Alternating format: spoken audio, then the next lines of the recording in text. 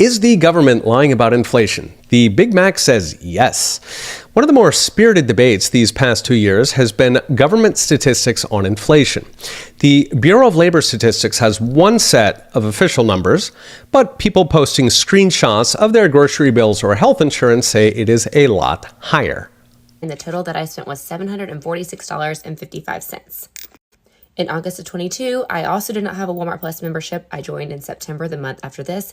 Our groceries went from $746.55 to $1,493.08. So who's telling the truth? Are regime statisticians paid shills, or are the people missing the forest for the trees? Fortunately, we have a neutral referee in the form of the humble Big Mac. Believe it or not, the Big Mac is a long-standing financial metric used above all to estimate whether foreign currencies are fairly priced. The Economist magazine regularly adjusts economies and currencies by normalizing the local price of a Big Mac. The reason is that a Big Mac involves a wide variety of inputs: food, electricity, trucks, rent, wages, which make it a bite-sized summary of true inflation.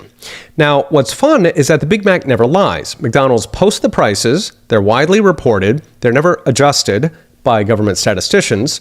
So last year, Axios did that. They took the Big Mac numbers, tallying them from the year 2000 to 2022. Amazingly, it turns out that the Big Mac actually did rise in inflation-adjusted terms, and a lot. In raw numbers, over those 22 years, the Big Mac went up more than 40% after adjusting for inflation. Why is that amazing? Because the Big Mac is inflation. At least that's what trillion-dollar financial markets think. How is that possible? The simple answer is they lie. 40% over 22 years comes to about 1.6% per year. Adding that to official inflation of 2.4% implies the true inflation number since 2000 was close to 4% per year, almost twice the official number. Now, this is a very big deal because GDP and wages, which are the way that we measure if we're actually getting richer, are also indexed to inflation. To give a sense, the official numbers say regular non-supervisory wages went up 3.1% between 2000 and 2022. Official inflation of 2.4% knocked that down to 0.7. So slow, but at least it's not shrinking.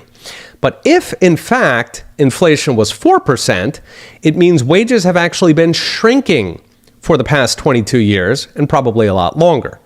So going back to 2023 now, in March of this year, the New York Post said a Big Mac cost $5.15, which was 22% more than pre-pandemic, while official inflation was just 16%.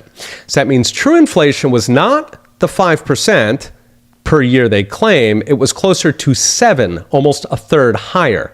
Also implying that official wage numbers, household incomes, and wealth are all a lot worse than even the official numbers report. So what's next? Brought to you by Unchained. What's next is they will keep lying. Government statisticians care a lot more about the budget that they'll get from Joe Biden than what the American people need. In the meantime, whether it's the grocery store, health insurance, or planning for your retirement, believe what you see, not what they say. This week's podcast just posted, rounding up the daily videos. Check it out at the link. Okay, we'll be watching. See you next time.